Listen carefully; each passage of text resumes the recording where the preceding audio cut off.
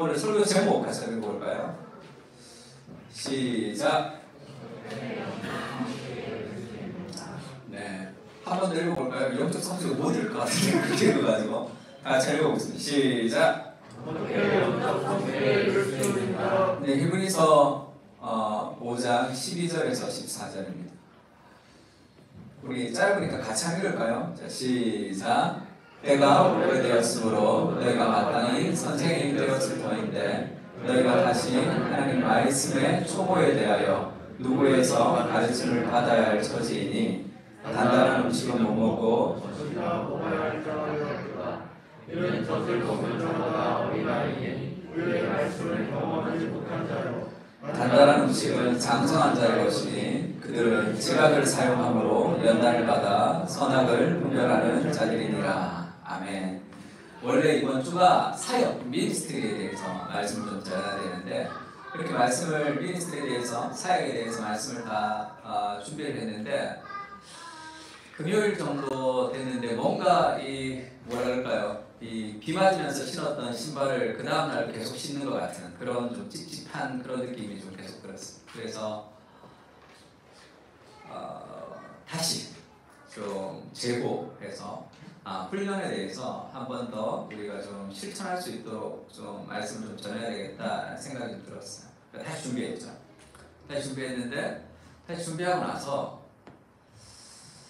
이제 또 PPT로 좀 옮기는데 또 다른 생각들이 좀 많이 나왔습니다. 또 세 번 준비한 거죠. 오늘 아침에 오는데 또 다른 마음이 이태원 사건이 있으면서 더 이제 여러 가지 마음이 좀 들어서 오늘 좀 일찍 와서 또 좀 이렇게 바꿨습니다. 서로 4번 준비한 것 같이 됐는데 저는 어제 뉴스 보면서 그런 생각이 좀 있었습니다. 오늘날의 우리나라의 문화라는 것이 이 젊은이들을 어린 시절부터 정말로 뭐라 그럴까요? 삭막하게 만드는 문화 속에 살고 있죠. 그러니까 무언가 분출하지 않으면 해소할 수 없는 그런 삶을 살아가고 있습니다.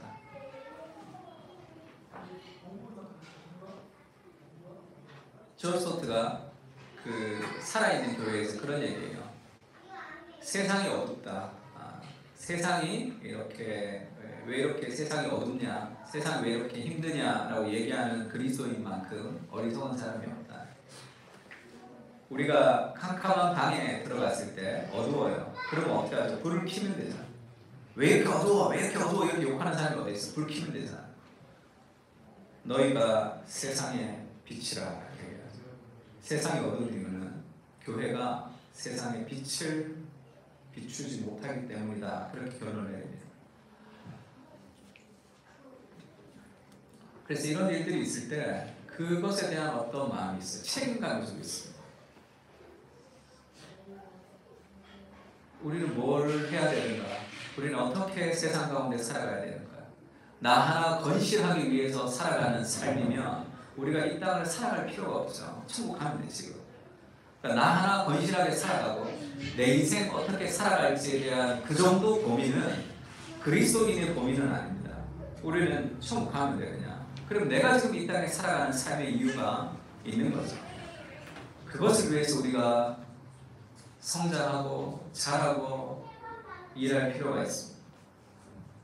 그래서 목적 있는 삶을 계속하고 있는데 좀 이렇게 목적 있는 삶에서 제가 좀 이렇게 교정 같은 거를 좀 하고 싶다면 목적이 이끄는 삶에서는 5가지의 목적을 얘기하죠. 예배, 그 다음에 교제, 훈련, 사역, 전도 이 5가지가 교회의 프로그램도 이렇게 5가지를 해요. 그래서 예배로 전도하면 소그룹으로 교제하고 훈련해서 일해서 다시 미션, 전도하는 그런 과정으로 지금 교회 프로그램도 이렇게 만들었습니다.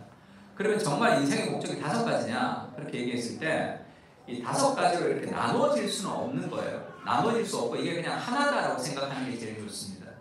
우리가 오늘 훈련, 성장하면 어떻게 성장해요? 서로 교제하는 가운데 성장하죠. 그리고 사역하면서 성장하죠. 그래서 우리가 하나님을 사랑하는 것, 그것이 인생의 뭐 목표다. 그러면 그 안에 예배도 있고 이게 다 있는 거죠. 그래서 이거를 섹트를 나눠가지고 교제를 해야 되고 내가 뭘 해야 되고 그렇게 하는 것이 아니라 이게 하나의 어떤 포커스, 예수님을 닮아가는 것도 하나님을 사랑하면서 우리가 닮아가는 것이니까 이 하나의 어떤 목적이 다 함께 엮여져 있다고 생각하는 것이 좋습니다. 그러니까 미국에는 왜 이걸 5가지로 나누냐면 이것을 The Great Commission이라고 그러죠. 그 지상 명령, 그러니까 위대한 명령이라고 얘기합니다. 예수님이 승천하시기 전에 너희는 가서 모든 민족으로 제자를 삼아 아버지와 아들과 성령의 이름으로 세례를 베풀고 내가 너희에게 공부한 모든 것을 가르쳐 지키게 하라. 볼지어다 내가 세상 끝날까지 너희와 항상 함께 있으리라 했던 이 대사명, 이것을 가지고 가서 그러니까 전도라는 목적이 하나 나왔고요. 모든 민족으로 제자를 삼아, 그래서 훈련이 나왔습니다. 세례를 베풀고 할 때 세례를 베푸는 게 그리스도의 공동체가 되는 거니까 교제가 나왔어요. 이 위대한 이 사명, 그 다음에 하나님 사랑과 이웃 사랑이라는 위대한 계명, 하나님 사랑, 예배, 이웃 사랑, 사역에서 5가지 목적을 거기서 이제 추출해낸 거죠. 그래서 The Great Commission과 The Great Commitment, 위대한 사명과 위대한 계명은 The Great Church, 위대한 교회를 만든다. 어떻게 말 만드는데 어디서 선수죠. 그렇게 이제 말을 만들어서 5가지 목적을 그렇게 추출해서 얘기합니다. 근데 원래는 그렇지가 않고 지금 너희는 가다라는 동사, 제자를 삼는다, 세례를 베푼다, 그 다음에 가르친다, 지키게 한다라는 이 모든 동사들이 많이 나오는데 사실 이 성경에 헬라어 원어로 보면 동사 하나밖에 없어요. 나머지는 다 2인칭 분사형으로 되어 있습니다. 하나, 제자를 삼는 거예요. 이게 동사. Make disciples. 그거 하나가 동사예요. 나머지는 다 분사. 그러니까 우리가 가는 거, 세례를 베푸는 거, 가르쳐 지키는 것이 다 제자가 되는 그런 과정이라는 거죠. 그러니까 이 5가지가 나눠야 되는 게 아니라 이 구절만 봐서도 그 하나가 더 중요한 것이 있고 덜 중요한 것이 있는 거죠. 그러니까 하나님을 사랑하는 것, 우리가 예수님을 닮아가는 것, 그 포커스 안에서 이 5가지가 자연스럽게 이루어진다고 생각하면 그러면 좋을 것 같아요. 그래서 5가지를 목표로 하기보다 하나님을 사랑하면서 우리가 인생을 드리면 5가지 열매가 나타난다고 생각하는 것이 훨씬 더 책을 이해하는 데 좀 도움이 됩니다.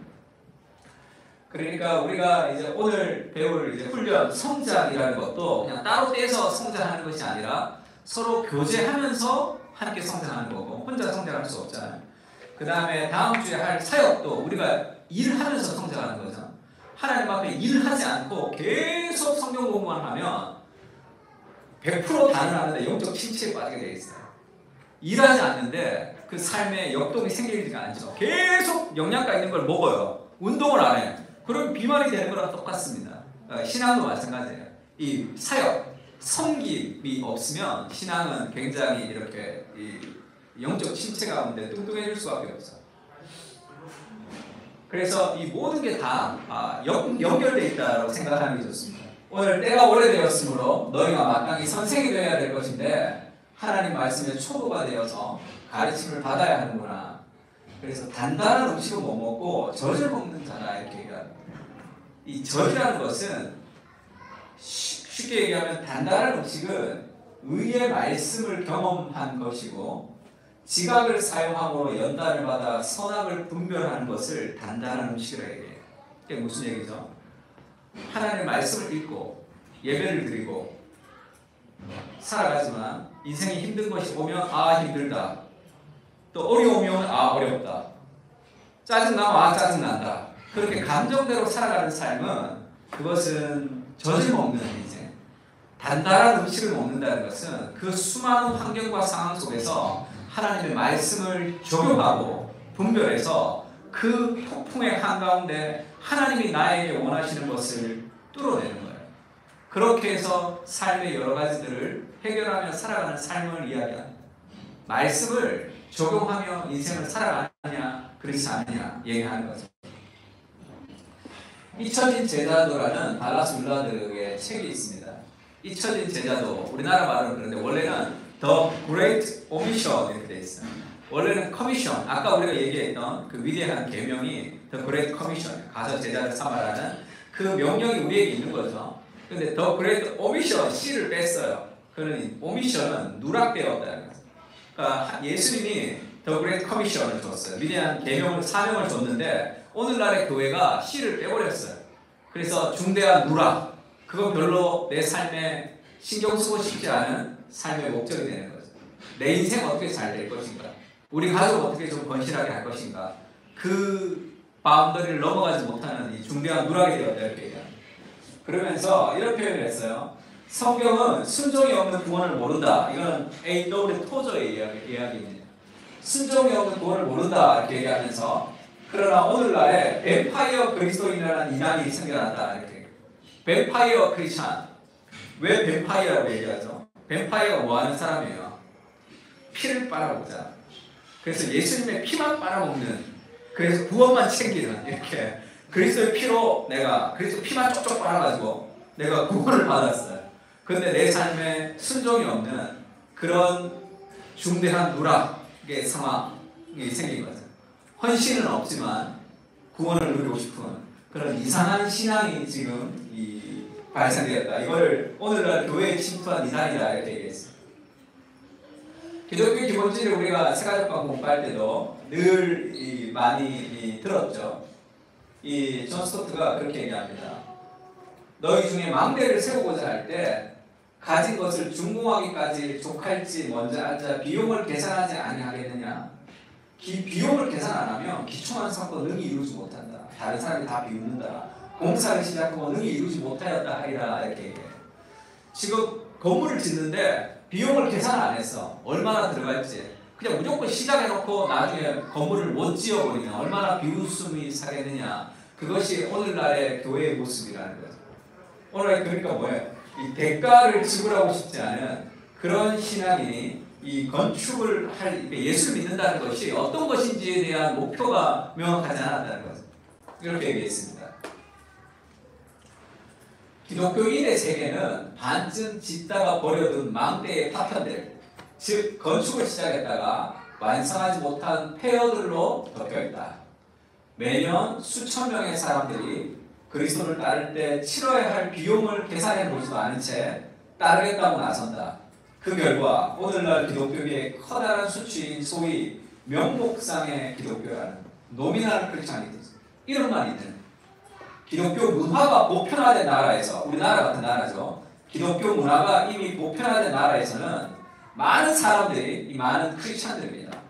고상하지만 얄팍한 기독교 신앙의 가면을 쓰고 있죠. 고상하지만 얄팍한 기독교의 가면을 쓰고 싶은 거예요.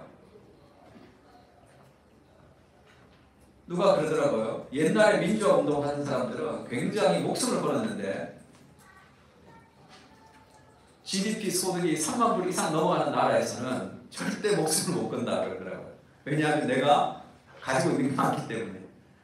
그렇게 목숨 걸고 이렇게 데모하지 않는다 이런 얘기를 하는데 제가 일리 있다 이렇게 생각했습니다. 그들은 종교를 잃지 않되 불편하지 않는 범위 내에서 신앙생활하자. 그들의 종교는 크고 안락한 쿠션이다 이렇게 얘기했어요. 이것이 오늘날 기독교가 가지는 어떤 하나의 모습이죠. 헌신 없이 대가를 치르지 않는 편안한 기독교, 그걸 내가 원하는 거죠. 편안한 삶을 살아가는. 그렇게 되면 어떻게 되느냐, 내 인생의 의미도 사라지고 다른 사람을 세워줘야 될 의미도 없어지는 거죠. 그 책임이 없어진다. 그래서 묻는 거죠. 정말로 영적으로 성장하고 싶은가? 영적으로 내가 성장하고 싶은 것이 정말로 우리의 삶의 간절한 갈망인가? 그것이 우리의 삶의 갈망이 될 때 우리는 그것을 지불할 수 있습니다. 죄를 이기는 것도 삶의 목표가 있을 때 죄를 이기는 거죠. 삶에 어떤 꿈이 있을 때 여러 가지 장애물을 뛰어넘습니다. 내 인생에 어떤 꿈이 없다면 인생의 담들을 넘을 수가 없겠죠.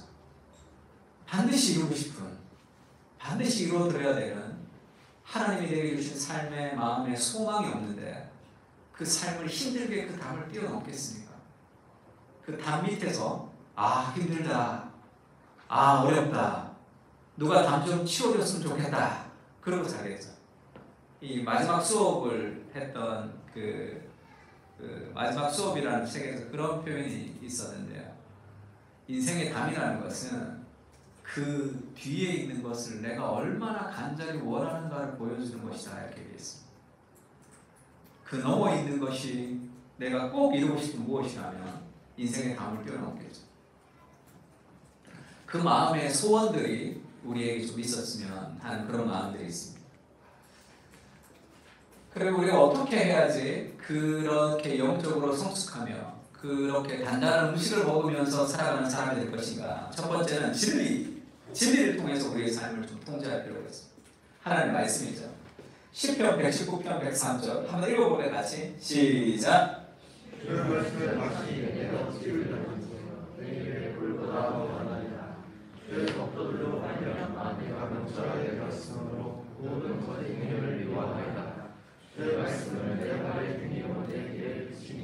주의 말씀의 맛이 내게 어찌 그리 단지요 이렇게 얘기했어요. 어느 미국의 목사님들은 주의 말씀의 맛이 31 이렇게 31가지나 됩니다. 이렇게 누가 그렇게 얘기했는데 내 입의 꿀보다 더 달다 이렇게 얘기했어요. 그리고 하나님의 말씀으로 내가 명철하게 되었다는 거예요. 내 삶에. 그래서 나의 거짓 행위를 말씀을 통해서 분별하며 미워하게 되었다 이렇게 얘기합니다. 주의 말씀은 내 발의 등이요 내 길의 빛이다. 내 인생을 비춰주는 그런 모든 삶의 길이 하나님 말씀이 내 인생을 비춰준다 이렇게 얘기하지. 주의 말씀이 나에게 그렇게 달게 느껴지는 것. 그럼 어떻게 하면 됩니까? 두 가지가 있어야 되는데요. 첫 번째는 하나님이 그 마음을 주셔야 됩니다. 하나님 마음을 주셔야 그것을 기도해야 돼요. 그래서 가수 조화문 씨 이번에 새롭게 하소서 나와서 제가 잠깐 봤는데 옛날에 저희 때 굉장히 유명했던 가수예요. 이국적으로 생기고 약간 이 샤우팅하는. 근데 그 아버지가 굉장히 폭력적이어서 그 안에 분노가 심했다 그러더라고요. 그래서 자기가 가수하면서도 공황장애, 우울증 이렇게 너무 깊었다는 거예요. 그래서 가요 톱10 1등인데 그 당시에는 1등하면 나가야 돼요. 방송국에. 1등 했는데 안 나가버렸대. 그래서 사람이 없어. 1등 했는데 사람이 안 나와서 그 다음부터 그냥 뚝뚝 내려버렸다는 거예요. 찍혀가지고. 그때 공황장애가 와서 나가지를 못했다는 거예요. 그때 공황장애라는 말도 잘 없을 때니까. 그렇게 우울, 분노, 비판 가득 차 있었다는 거예요. 그래서 머리를 빡빡 밀고 근데 썬데이 크리스찬으로 매주 교회를 갔으니까 교회를 갔는데 누가 집사님 얼굴이 완전히 이상하다 지금 요한복음 읽어보라 그러더라고요. 그 집사님도 참 재밌죠. 나 같았으면 얼굴이 이상하다 좀 밥을 좀 챙겨 먹어라 이랬을 텐데 요한복음 읽어보라고 그랬다는 거예요. 그래서 성경이 없었대요. 그냥 세로로 있는 그냥 그 한문 있는 성경이라 성경을 세로 하나 사서 요한복음을 쭉 읽었는데 평안을 너에게 주노니 나의 평안을 보게 내가 너에게 주는데 내가 주는 평안은 세상이 주는 것과 같지 않다라는 말씀이 이렇게 툭 튀어나와서 자기 여기 마음에 확 받았다는 거예요. 많은 사람들이 돈을 준다, 선물을 준다 얘기하지만 그게 자기에게 정말 필요한 건 평안이죠. 세상에 누가 평안을 준다고 이렇게 자신 있게 얘기할 수 있는 사람이 누가 있냐? 예수님이 평안을 준다는 그 말이 자기 영혼을 사로잡아 하나님 말씀을 보았습니다. 첫 번째는 하나님의 그런 은혜가 좀 필요해요. 근데 그 은혜가 어떻게 하면 받을 수 있어? 계속 읽어야지 맞는 거예요. 읽어야지만 그런 일들이 있을 수 있습니다. 그러니까 오늘날의 주의 말씀의 맛이 달지 못한 이유는 한 가지예요. 한 가지. 강성태가 얘기했던 공부 부요 200%에 당신이 공부를 못하는 충격적인 이유 본 적 있습니까? 왜 당신 공부 못하냐? 공부를 내가 5시간 했는데 10시간 했는데요. 왜 네가 공부 못하는지 아느냐? 공부를 너무 안 한다는 거지. 너 공부 너무 안 한다. 그 공부한다고 착각하기 때문이다. 네가 정말로 집중해서 하는 시간들을 좀 생각해봐라. 공부 좀 할까? 하다가 뭐 좀 보고 이거 좀 보고 이 생각하고 저 생각하고 그래서 왜 공부하는데 성적이 안 오른다 하는데 이 공식이 보기에는 너가 공부 안 한다는 거야. 절대 양이 부족하기 때문에 네가 공부를 못하는 것이다 라는 이 팩폭을 날리는 그런 영상이 재밌어요. 공부를 안 해! 이렇게. 왜 하나님의 말씀에 풍성함을 느끼지 못하냐면 말씀을 읽지 않기 때문에 그래요. 절대량이 절대적으로 부족해요. 하나님의 말씀에 대해서 너무 몰라요. 이것은 그냥 모르는 시대가 아닙니다. 거의 무지와 무식에 가까울 정도로 하나님의 말씀에 대해서 전혀 모르는 시대가 되어버렸어요. 그러니 말씀을 삶에 적용하고 그것을 응용하고 그것의 내용을 알아야 응용할 수 있어요. 그러니까 그런 시대 앞으로 더 가는 거죠. 제가 그 부교육자에 있을 때 제자훈련을 하는데 그때 뭐 20몇 살 이런 친구들이 이제 제자훈련에 지원했어요. 제자훈련 지원했는데 한 10명이 지원했는데 10명 중에 한 9명이 성경을 1독을 안 했더라고요. 다 그 교회 집사님들 아들 딸들이거든요. 뭐 했지? 생각이 들어요. 아니 초등부부터 고3 때까지 뭐 했지? 이렇게 생각이 들어요. 다 똑똑해요. 하나님의 말씀에 대해서 무진하면 삶의 능력이 없습니다. 늘 관계가 힘들고 늘 삶의 환경이 힘들고 삶에 뿌리가 없기 때문에 여러 가지 바람에 흔들린단 말이에요. 그래서 내가 더듬이라고 내가 별명을 지어줬어요. 이렇게 더듬이가 이렇게 있는 것 같아 애들이. 그래서 지나가는 말만 상처받아 그냥. 그 상처받았대. 그러니까 무슨 말만 하면 상처받는데 웬만하면 좀 밟고 가야 돼. 그런 마음의 상태가 힘이 없는 거예요. 하나님의 나라는 말에 있지 않고 그 능력이 있습니다. 능력이 나타나야지 뭐가 되는 거죠. 삶에서 나타나는 삶의 능력이 있어야 돼요. 하나님의 말씀을 읽어야 돼요. 많이 좀 읽어야 돼요. 말씀을 묵상하고 읽고 하는 그 시간을 좀 확보해야 돼요. 지금 우리는 제가 100% 날리는데 이미 좀 늦었어요.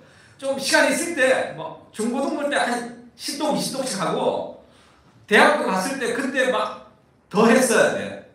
지금 직장 다니면서 어떻게 해야 됩니까? 시간이 잘 없어. 그래도 할 수 없어. 이제는 좀 늦었지만 지금부터 퇴근하고 커피숍 같은 데 가서 성경 좀 읽어도 돼요. 기도하고. 뭐 자기 개발하는 사람들도 퇴근 시간에 퇴근 일찍 해서 집에 가면 잘 안 하니까 커피숍 가서 책 1시간씩 읽고 가는 뭐 고영성 이런 사람들 그렇게 하잖아요. 하나님 말씀에 대해서 일단 절대적인 양이 좀 있어야 돼요. 말씀 꾸준히 읽어야 돼요. 두 번째는 묵상인데 너희가 그리스도 예수를 주로 받았으니 그 안에서 행하되 그 안에 뿌리를 박으며 뿌리를 박아요. 세움을 받아 교훈을 받은 대로 믿음에 굳게 서서 감사함을 넘치게 하라. 누가 철학과 헛된 속임수로 너희를 사로잡을까 주의하라. 이것은 사람의 전통과 세상의 초던 학문을 따르며 그리스도를 따름이 아니니라. 그 안에 말씀과 예수 그리스도로 뿌리를 내리면 우리가 세움을 받고 그 말씀으로 교훈을 받아서 믿음에 굳게 설 수 있습니다. 그러면 삶에서 나타나는 삶의 열매가 뭐죠? 두 가지인데 감사와 기쁨이에요. 빼앗기지 않는 감사와 기쁨이 있습니다. 그것이 삶 가운데 드러나야 되는 거죠.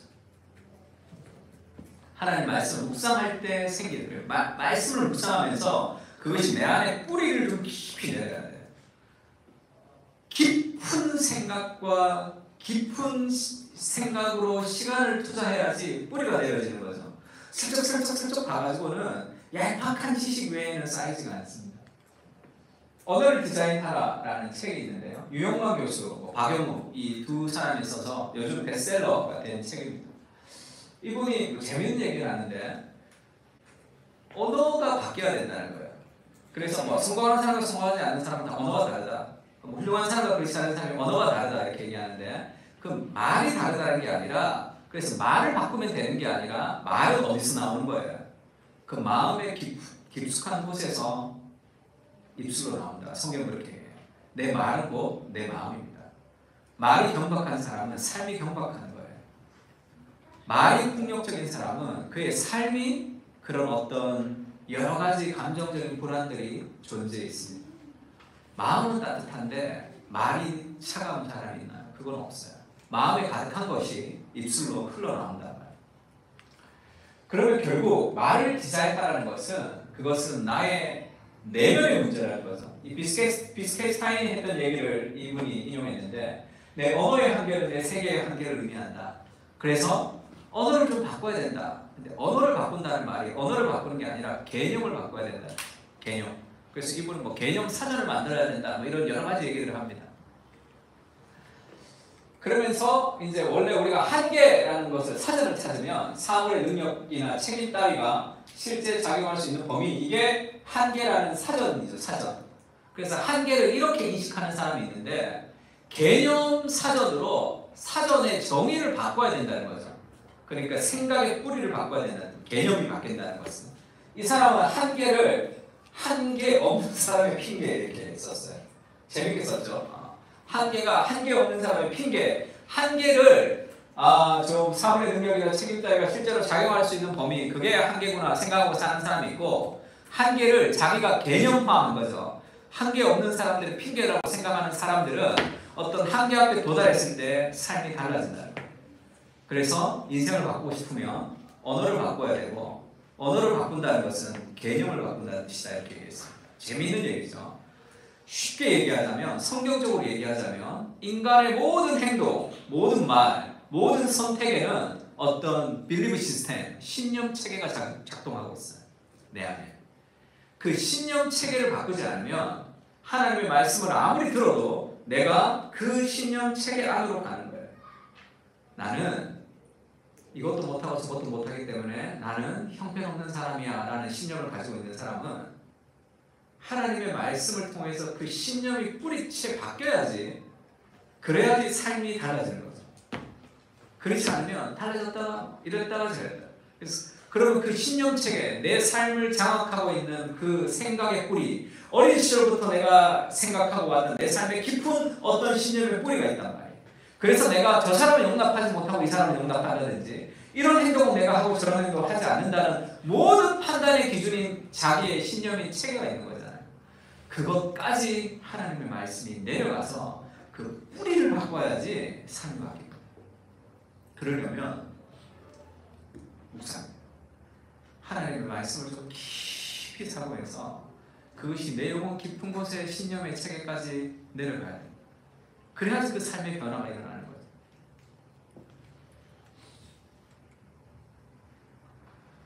아무것도 염려하지 말고 기도와 간구로 감사함으로 하나님께 아뢰라. 그리하면 모든 지각에 뛰어난 하나님의 평강이 그리스도 예수 안에서 너희 마음과 생각을 지키시리라. 형제들아, 무엇이든지 참되며 경건하며 무엇이든지 옳으며 무엇이든지 정결하며 무엇이든지 사랑받을 만하며 무엇이든지 칭찬받을 만하며 무슨 덕이 있든지 무슨 기름이 있든지 이것들을 생각하라. 너희는 내게 배우고 받고 듣고 본 바를 행하라. 그리하면 평강의 하나님이 너희와 함께 계시리라. 빌립보서 4장 6절 9절 말씀인데, 팀 켈러가 고통의 답하다에서 이 구절을 어떻게 해석을 하느냐면, 인생의 풍랑이 올 때, 인생의 어려움이 올 때 사람들은 생각을 하지 않으려고 노력한다는 거죠. 힘든 생각을 피한다는 거예요. 근데 성경은 그렇게 얘기하지 않는다. 힘든 생각을 피하고 생각을 잊어버리고 다른 것, 즐거움을 찾는다고 뭔가 문제가 해결되는 게 아니라, 인생의 그 여러 가지 고난 속에서 우리가 평강을 얻으려면 생각해야 돼요. 더 깊은 생각, 더 깊이 고민하는 것을 통해서 인생의 고통의 문제를 해결하기 위해서는 생각의 구제가 아니라 하나님의 인재 가운데 문제를 해결할 수 있는 거죠. 폭풍의 한가운데 하나님을 초대해야 된다. 어떻게 초대할 수 있죠? 생각입니다. 하나님의 말씀을 깊이 생각하라는 거죠. 삶의 평안이 오려면 더 깊은 생각이 필요하다 이렇게 얘기했어요. 고난이란 무엇인가? 하나님은 누구신가? 인생이란 무엇인가? 하는 그런 더 깊은 고민과 더 생각, 그 하나님의 말씀을 붙들고 끊임없는 생각을 할 때, 그때 삶의 폭풍의 한가운데 평안을 누릴 수 있다는 거예요. 그것을 회피하고 도망가고 다른 것들을 생각한다고 문제가 해결되지 않습니다. 더 깊은 생각이 필요한 거죠. 그 그 하나님의 말씀을 붙들고 뿌리 깊이 내릴 때 그때 평안이 오는 거죠. 내 삶의 여러 가지 삶의 문제를 하나님의 말씀을 가지고 그것을 해석해낼 수 있는 능력이 단단한 음식을 먹으면서 살아가는 삶의 능력. 그것은 말씀을 읽고 그것을 끊임없이 묵상하는 그 삶의 사고가 있어요. 그 생각, 그것이 우리의 삶의 신념 체계를 바꿀 수 있습니다. 그래서 모든 이론을 파하며 하나님을 아는 것을 대적하여 높아진 것을 다 파하고 모든 생각을 사로잡아 그리스도께 복종케 하라 이렇게 얘기하죠. 모든 이론, 모든 생각을 사로잡아 하나님 아는 것에 대적하여 높아진 모든 생각을 사로잡아 그리스도께 복종하라는 말이 뭡니까? 내가 지금 살아가고 있는 내 삶의 생각 속에 하나님의 말씀보다 더 내 마음을 붙들고 있는 더 많은 생각들이 있는 거예요. 그러니까 하나님의 말씀이 있어도 힘든 거예요. 하나님의 말씀이 있어도 위로가 되지 않는 거죠. 하나님의 말씀이 있으면 뭐합니까? 돈이 없는데 더 높은 게 있는 거죠. 어느 자매가 10대의 소녀가 굉장히 낙심 가운데 있을 때 목사님 다가가서 그렇게 얘기했대요. 왜 낙심 가운데 있냐? 그러면서 이제 복음을 전했습니다. 그러니까 예수님을 영접해서 참 마음이 좋았어요. 그러면서 그 자매가 그렇게 얘기했어요. 근데 예수님을 영접하면 뭐합니까? 우리 학교 남자애들이 나를 별로 좋아하지는 않는데요. 이렇게 얘기했다. 그러면 그의 삶의 가장 소중한 것은 다른 남자들이 자기를 인정해주는 무엇이죠? 이것이 이렇게 바꿔야지 사람의 인정이 없어도 삶이 평안하단 말이에요. 이것이 이렇게 되어 있을 때는 그것을 추구하며 살아가는 우상이 되는 거죠.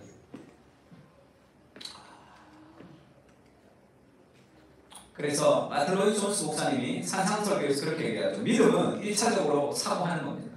믿음은 생각하는 거예요. 믿음이 적은 자들은 문제는 사고하지 않는 거예요. 믿음이 적은 사람은 생각이 없다는 뜻입니다. 믿음이 좋은 사람은 생각이 있다는 뜻이에요. 말씀을 계속 끊임없이 묵상하는 그 삶을 통해서 믿음은 우리를 사고하게 한다고. 하나님의 생각으로 사고하게 한단 말이에요. 왜 이런 일이 있지? 아, 재수없네. 왜 이런 일이 있지? 아, 짜증나네.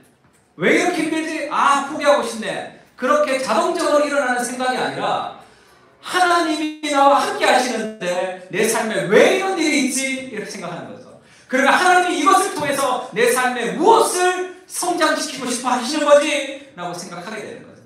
그때 감정과 환경을 뚫고 하나님 앞에 믿음이 살아가는 거죠. 믿음이 없는 사람은 사고하지 않습니다. 그저 환경이 자신을 위협하도록 만드는 거죠. 그러면 늘 좋은 환경이 있어야 되는 거예요. 늘 좋은 사람만 만나야 되는 거예요. 우리는 주님의 교훈을 관찰하며 연역해 연구하는 데 더 많은 시간을 보내야 됩니다. 하나님 말씀을 연구하고 말씀을 묵상하는 데 시간을 많이 보내는 것이 그 당시에 막 은혜가 막 철철 넘치지 않더라도 그것은 우리의 신념 체계를 바꾸는 중요한 역할을 하는 것이고 그 사고가 생각도 교육이에요. 늘 생각하는 대로 생각합니다. 힘들면 늘 짜증내는 사람은 그것이 근육화된 거예요. 그 패턴을 바꿔야 된다. 생각을 바꿔야 돼요. 먼저 그런 생각이 일어나더라도 하나님의 말씀을 초대해서 하나님의 생각을 따라 내 생각을 교정할 필요가 있습니다. 왜 그렇죠? 우리의 지, 우리의 정, 우리의 의지는 타락했단 말이에요. 그게 정말이 아니라고. 그걸 따라가서는 안 된단 말이에요. 성경은 논리로 가득 차 있어서 따라서 우리는 믿음을 순전히 신비적인 어떤 것으로 생각해서는 안 됩니다. 우리는 안락 의자에 앉아 놀라운 일들이 자동적으로 일어나기를 기대해서는 안 됩니다. 아, 예수님 닮고 싶다. 하나님 날 좀 도와주세요. 그리고 인생에 뛰어들면 편안한 삶이 약속되는 게 아니란 말이에요. 늘 짜증나는 상황, 답답한 상황, 힘든 상황을 늘 맞이한단 말이에요. 그때 하나님의 말씀을 가지고 그것을 뚫고 나가는 거예요. 그게 성수입니다. 그게 성장, 영적 성장 그렇게 이루어지는 거예요. 감정적으로 편안한 상태가 이루어지는 것이 아니라 그리스도의 십자가를 좀 생각해 보세요. 아, 편안해. 아, 행복해. 아, 기분 좋아. 그렇게 그리스도가 십자가를 지는 게 아니잖아요. 힘들고 어렵지만 하나님이 우리에게 주신 것들을 가지고 영적인 맷집을 가지고 끌고 가는 거예요. 그러면서 그것이 벽으로 되어 있지 않고 종이로 되어 있다는 것을 확인한단 말이에요. 그걸 딱 뚫으면서 내가 생각하는 만큼 이것이 벽으로 되어 있는 것이 아니었구나라는 것을 깨닫는 거죠. 알람 의자에 앉아서 놀라운 일들이 일어나기를 자동적으로 기다리면 안 돼요. 예배를 드리고 하나님 앞에 헌신하고 하나님 앞에 헌금하며 내 인생이 좀 잘 풀릴 것이라고 생각하면 그것은 영적인 성숙에 도달할 수는 없습니다. 그것은 기독교적 믿음이 아니죠. 그럼 기독교적 믿음이 뭡니까? 기독교적 믿음은 본질적으로 사고하는 거예요. 세대를 보라. 그것에 대해 생각해보라. 풀을 봐라. 들판에 핀 백합화를 보라. 그것을 생각해보라. 사고하라는 거죠. 믿음의 사람이란 모든 것이 지적인 면에서 그를 위협하려고 쓰러뜨리려 할 때 사고하기를 포기하지 않는 사람이죠. 짜증나고 힘들고 여러 가지 환경 속에 왔을 때 생각하기를 포기하지 않고 끝까지 물고 묵상하는 사람이죠.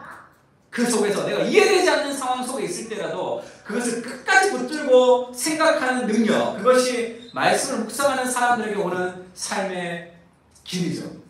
믿음이 적은 자들의 문제는 자신의 사고를 조종하는 대신에 자신의 사고가 다른 것에 의해 조종받게 만드는 것이죠. 내 생각의 주인을 그 자아에게 내버려 둔단 말이에요. 뭔가 좋은 일이 있지 않고 힘든 일이 있으면 그 힘든 일을 하나님이 나와 함께 하시는데 왜 힘든 일이 있을까? 이것을 통해서 하나님이 궁극적으로 나에게 어떤 것을 행하실까라는 생각을 하지 않으면 늘 짜증과 불평과 한숨과 계속 그렇게 살아가겠죠. 환경이 바뀌기를 기다리면서. 그것은 믿음이 없는 거죠. 사고하지. 하나님의 진리가 자신을 주장하지 못하고 있기 때문입니다.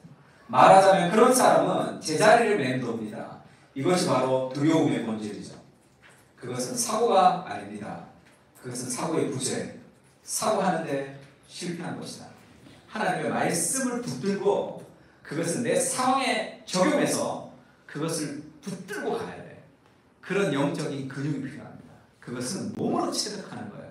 영적인 성장은 성경 읽을 때 성장하는 것이 아니라 그 하나님의 말씀을 가지고 어려운 상황에 직면했을 때 그때 성장하는 거죠. 인내는 오래 참을 때 자라는 것이고, 용기는 두려움 가운데 두렵지만 한 걸음 내디딜 때 용기가 자라는 것이고, 사랑은 사랑할 수 없는 사람을 사랑하면서 자라는 것이고, 하나님의 말씀을 가지고 내 삶의 여러 가지 환경의 문제들을 극복해가는 그것이 필요합니다. 하루 한 구절 성경 묵상이라고 요즘 나오는 데서 굉장히 좋다고 생각해요. 좋다고 생각하고 우리도 내년에 성경을 좀 이렇게 좀 줄여서 좀 볼 수 있도록 이 성경에 처음 입문하는 사람들한테 이렇게 좀 쉽게 할 수 있도록 좀 만들까 생각하고 있습니다. 근데 이거는 시작에 불과해요. 시작에 불과. 하루 한 구절 묵상은 그냥 성경을 읽지 않는 사람들에게 이거라를 통해서 성경을 읽도록 하는 것이지 이것이 우리의 목표가 되어서는 안 되죠. 유진 피터슨이 이런 책을 썼죠. 이 책을 먹으라. 강아지가 뼈다귀를 주면 자기 강아지, 사냥개 같은 뼈다귀를 주면 강아지들 뼈다귀 먹었을 때 보면 어때요? 이 팽팽하다고 못 쓰는 거죠. 하나님의 말씀을 그렇게 말씀을 묵상하라는 것은 그런 거죠. 그렇게 하나님의 말씀에 삶을 던지고 묵상할 때 그것이 우리의 삶 속에서 영향이 나타난다. 그리고 나서 말씀을 나누는 겁니다. 하나님의 말씀을 많이 나누는 게 좋아요. 그래서 그 C.S. 루이스가 그렇게 얘기했죠. C.S. 루이스, 그 다음에 돌킨, 그 다음에 윌리엄스, 그런 그들의 잉클린스라는 그 모임이 있었죠. 근데 한 사람이 죽었어요. 윌리엄스가 먼저 죽었습니다. 그러면 세 명이 있을 때보다 한 사람이 죽고 두 사람이 있잖아요. 돌킨과 C.S. 루이스만 있잖아요. 그러면 어떤 의미에서는 윌리엄스가 없기 때문에 내가 돌킨을 독차지하는 거죠. 그러면 더 사랑이 독차지하는, 두 명에게 나누어주는 사랑을 내가 독차지하는 것이라 더 깊어야 되는데 그렇지가 않다는 거죠. 돌킨과 내가 만날 때 드러나는 돌킨의 모습이 있는데 이 돌킨이 윌리엄스와 대화할 때 드러나는 나와 만났을 때가 아닌 또 다른 모습이 여기서 나온다는 거죠. 그래서 윌리엄스가 사라지고 돌킨의 그 모습도 사라졌다는 거예요. 그게 무슨 얘기예요? 이 사람이 이 사람과 대할 때, 또 이 사람과 대할 때 우리가 함께 있을 때는 더 다채로운 그런 풍성함이 나눠지는 거죠. 그래서 그가 만났던 하나님을 서로 나눌 때 우리는 그 하나님의 세계를 더 깊이 이해할 수 있습니다. 나누는 거죠. 조항훈 씨도 그걸 나눠줬기 때문에 그것을 우리가 은혜도 받을 수 있고 그것에 대해 더 풍성한 하나님에 대해서 우리가 생각할 수 있는 거죠. 하나님의 은혜를 많이 나누는 거. 그래서 서로가 서로에게 나눠질 때 그때 우리가 영적으로 성장하고 성숙하는 거죠. 그 다음에 진리를 우리에게 적용하는 게 기도의 영역이죠. 하나님 말씀을 묵상해야 되고 그것을 우리가 기도로 가져갈 필요가 있습니다. 지난주 말씀을 듣고 좀 기도 좀 하셨나요? 걸어갈 때마다 기도하세요. 걸어갈 때마다. 화장실을 갈 때도 기도하세요. 하나님 불쌍히 여겨주십시오. 내 인생을 통해서 하나님 일해 주십시오. 그렇게 계속 기도하세요. 우리가 기도를 통해서 하나님과의 친밀함을 가지려면 팀켈러가 그렇게 얘기하죠. 그렇다면 어떻게 하나님의 음성을 들을 것인가? 성경을 통해서입니다. 성경은 주님이 예언자 입에 그분의 말씀을 맡기신다고 말하죠. 성경을 깨달아 안다는 것은 그저 하나님에 대한 정보를 얻는다는 것이 아니라 믿고 의지하는 마음으로 부지런히 관심을 쏟는다면 성경은 하나님의 말씀을 실제로 들으며 주님을 만나는 창구가 됩니다. 하나님의 말씀을 통해서 우리가 기도하는 것. 그래서 꼭 말씀을 읽으면서 기도해야 된다고 얘기하고 싶진 않지만 읽었던 말씀을 생각하는 것. 그러니까 스폰지에 물을 빨아들이듯이 이렇게 쑥 말씀이 있어야지 기도가 풍성해집니다. 유진 피터슨이 쓴 응답하는 기도라는 책인데 이게 예전의 판이고 이게 요즘 판입니다. 제가 기도할 때 주로 자주 읽는 책이에요. 응답하는 기도라는 책을 제가 한 챕터씩 읽으면서 기도합니다. 읽으면서 기도하고 굉장히 좋은데 제가 이 페이스북에다가 응답하는 기도를 통해서 받아든 은혜를 제가 쭉 썼더니 목사님 절판 됐습니다. 댓글이 쭉 나왔어요. 그걸 IBP 출판사 직원이 보고 지금 이게 나온 지 얼마 안 돼 다시 나왔어요. 하나님께 응답하는 기도 이렇게 나왔습니다. 정말 괜찮습니다. 이런 책을 보면서 기도하는 것도 괜찮습니다. 이 책에서 유진 피터슨이 그렇게 얘기하죠. 기도는 아이들이 말을 배울 때, 우리가 기도를 배울 때 애들이 말 배울 때 어떻게 해요? 그냥 말합니까? 엄마가 엄마 하는 말을 수백 번 들어야지 엄마가 나오는 거예요. 기도는 응답의 언어죠. 우리가 기도하기 전에 먼저 말씀하시는 하나님의 말씀이 있습니다. 그것을 충분히 들을 때 우리 삶에서 응답하는 하나님의 은혜에 응답하는 말로서의 기도가 있는 거죠. 하나님의 친밀함을 누릴 수 있습니다. 내면의 욕구와 심리를 쫓아 스스로 기도를 주도해가면 내가 원하는 대로 하나님 어쩌고 그렇게만 기도를 하게 되면 성경이 제시하는 기도의 폭을 따라가지 못해요. 기도의 폭이 좁습니다. 내가 주도하는 기도, 내가 경험한 하나님 정도만 기도할 수밖에 없어요. 그래서 기도가 재미가 없단 말이에요. 하나님의 세계가 좁아지니까 계속 나의 생각만 나열하는 것이니까 오로지 성경에 기록된 하나님의 성품과 역사에 반응하며 기도해야만 가능하죠. 친구와 대화를 나누는 것처럼 보이는 기도도 있습니다. 위대한 군주에게 호소하는 것, 씨름 경기와 비슷하게 그렇게 애쓰는 기도도 있죠. 하나님의 성품과 속성에 따라 기도의 성격이 가지각색으로 결정되는 까닭이다. 하나님은 친구, 연인, 아버지, 목자 또는 왕이 될 수 있죠. 기도는 하나님 자신에 대한 반응 또는 응답이어야 한다. 크리스찬의 기도 생활은 오로지 주님의 말씀에 반응할 때만 풍성하고 다채로워질 수 있다. 그래서 좋은 책을 가지고 기도하는 것도 좋습니다. 그럼 유진 피터슨이 얘기했던 그 은혜, 그 하나님을 내가 경험하면서 기도할 수 있는 거죠. 시편도 좋습니다.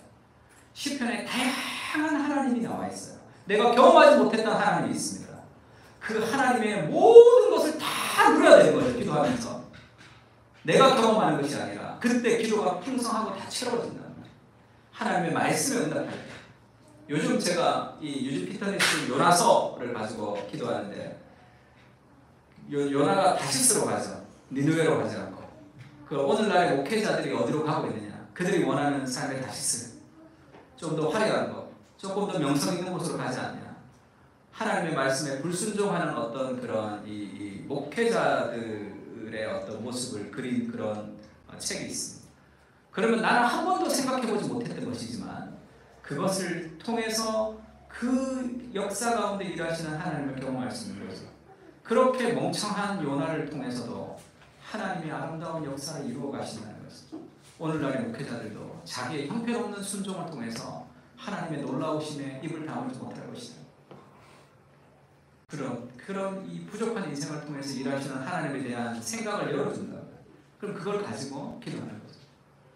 그냥 내가 하나님 어쩌고 그렇게 했으면 내가 아는 하나님의 한계 속에서만 기도해야 되지만 하나님의 말씀의 기초에서 기도를 할 때 이것은 풍성해집니다. 훨씬 친밀해져요. 그래서 어떤 사람은 하나님과 아주 친밀한 친구 같은 하나님만 생각을 하지만 하나님의 위대하심과 하나님의 심판과 하나님의 무엇에 대해서는 잘 모르는 기도 생활을 하는 사람들이 있습니다.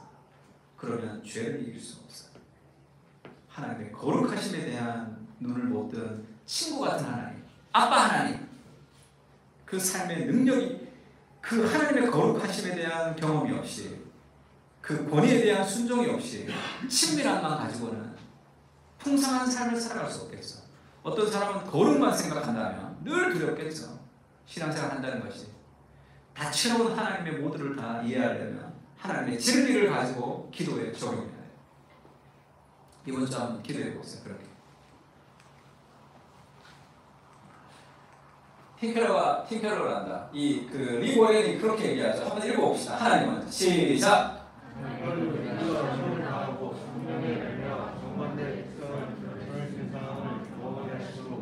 우리의 삶 속에서 성령의 열매를 얻게 하시나 인격이 자라는 것은 항상 선택과 관련이 있고 시험이 바로 그 기회를 제공한다. 우리가 언제 성장하는가? 예배 드릴 때 쭉 성장하는 게 아니고 말씀을 볼 때 막 성장하는 게 아니고요. 성령의 열매가 거둬 사랑은 오래 참고 이렇게 얘기하죠. 그게 힘든 거잖아요. 사랑과 희락과 화평과 오래 참음과 자비와 양성과 충성과 온유와 절제라면 성령의 열매는 어떻게 자라게 되냐면 시험을 당하고 성령의 열매와 정반대의 특성을 드러낼 수 있는 상황을 경험하게 하심으로 우리의 삶 속에서 성령의 열매를 맺게 하시는 걸 알아야 됩니다. 평안은 폭풍 치는 한가운데 하나님을 끌고 와서 그 하나님의 말씀을 묵상하면서 하나님의 말씀이 그 환경을 뚫고 나갈 때 그때 환경이 주지 않는 삶의 평안, 환경이 줄 수 없는 삶의 기쁨을 누리는 거죠. 그게 정말 기쁜 거죠. 그렇지 않으면 내가 좋을 때만 평안할 때만 기쁘고 안 평안할 때는 힘든 환경을 따라 왔다 갔다 하는 환경 결정론자가 되는 거지 하나님이 주인이 되는 삶을 살아가는 것이 아닙니다. 성령의 열매는 힘든 상황을 통해서 자라는 거예요. 짜증나는 상황, 분노하는 상황, 다 때려치우고 싶은 상황, 그때 하나님의 말씀을 끌고 와서 생각해야 되는 거죠. 그게 단단한 음식을 먹는 거예요. 그것이 하나님 우리를 성장시키는 삶의 기회라고 좀 생각하세요. 우리가 넘어지고 또 넘어지지만 그런 짜증나는 상황들 속에서 우리는 더 하나님을 닮아서 성장해가는 과정입니다. 반대의 상황 속에서 하나님이 참된 기쁨을 우리에게 허락하시는 거예요. 욥기에 보면 그런 말씀이 있습니다. 학대가 많음으로 군시지며 군주들이 힘에 들려 소리를 치나 나를 지으신 하나님 어디 계시냐고 하며 밤에 노래를 주신 자가 어디 계시냐고 말하는 자가 없구나. 땅의 짐승들보다도 우리를 더욱 가르치시고 하늘의 새들보다도 우리를 더욱 지혜롭게 하시니까 어디 계시냐고 말하는 이가 없구나. 인생에 학대가 많아요. 군주들의 힘에 눌려가지고 굉장히 고통하는 시대, 인생의 밤의 시대란 말이에요. 아이고 힘들다, 아이고 죽겠다 그러고 살아가는 사람들은 많지만 인생의 밤에 노래를 주시는 자가 어디 계시냐고 말하는 자가 없구나 이렇게 얘기하죠. 우리를 가르치시는 하나님에 대해서 나를 지혜롭게 하시는 이가 어디 계시냐고 말하는 이가 없구나. 이게 무슨 얘기예요? 인생의 밤에 하나님은 노래를 가르쳐주신 분이라는 거죠. 인생의 밤이 왔어요. 그러면 이 인생의 밤이 너무 힘들지만 하나님이 나에게 노래를 가르쳐 주시겠다라는 그 생각이 있어야지 하나님이 주시는 노래를 부르면서 인생의 밤을 통과하는 거죠. 그래서 그 삶에 지혜가 생긴단 말이에요. 이 인생의 밤에서 나를 지혜롭게 할 자가 없구나 할 때 삶의 모든 성장은 아픔을 통해서 성장하는 겁니다. 여러 가지 삶의 어려운 상황들에게 직면됐을 때 하나님의 진리를 가지고 거기를 뚫고 나가는 거예요. 그때 역시 하나님이 역사하시는 그 진리의 역사를 우리의 삶 가운데 경험할 수 있습니다. 그것이 우리의 영적인 성장의 비밀이죠. 왜 그럴 수 있느냐? 그것은 그 수많은 인생의 고통이 우리에게 주는 수많은 어려움, 내 인생의 밤이 주는 수많은 어려움을 그리스도께서 다 가져가시기 때문에 그렇습니다. 제 육체로부터 온 땅에 어둠이 임했죠. 이 어둠은 10가지 재앙에서 9번째 재앙, 10가지 재앙이 장자의 죽음입니다. 어린 양의 죽음이죠. 내가 죽어야 되는데 어린 양이 대신 죽는 건데 그 9번째 죽음이 흑암이에요. 흑암. 그 흑암이 지금 비슷하게 예수님이 돌아가실 때도 인생의 밤이 이렇게 펼쳐진 거죠. 내 인생의 어려움, 내 인생의 고통, 내 인생의 어려움, 육아가 어려울 수도 있고 직장이 어려울 수도 있겠어. 그 모든 내 인생의 어려움이 나를 넘어뜨리고 나를 실패해서 나를 저주하게 하는 그 모든 저주는 그리스도께서 다 가져가신 거예요. 그래서 인생의 모든 어려움은 우리의 성장의 기회입니다. 그 어려움에 우리가 한 번 실패하고 두 번 실패했다고 내 인생이 나락으로 떨어지지도 않는단 말이에요. 그 수많은 삶의 어려움 속에서 우리가 넘어질 때도 있고 실패할 때도 있죠. 그러나 붙들고 가야 돼. 그 진리를 가지고 가야 돼. 그래서 너희 안에 착한 일을 시작하시니까 그리스도 예수의 날까지 이루실 줄 우리가 확신하노라. 그러던 어느 날에 하나님의 말씀이 우리 삶 가운데 드러나. 인생 힘들어도 하나님은 역사하십니다. 내가 형편없어도 하나님은 일하시는구나. 그것을 삶으로 경험하며 가는 거죠. 나는 어렵지만 일체의 비결을 배웠다 이렇게 얘기하죠. 마지막으로